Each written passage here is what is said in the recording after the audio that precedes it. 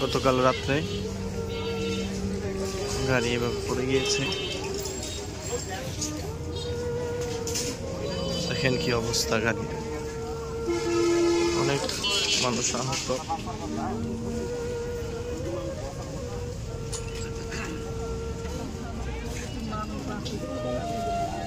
মানুষ তো মরবো, গাড়ি লক্ষণ আছে না, গাড়ি বসে গাড়ি পুরো হয়ে গেছে, মানুষ মরে না গেলে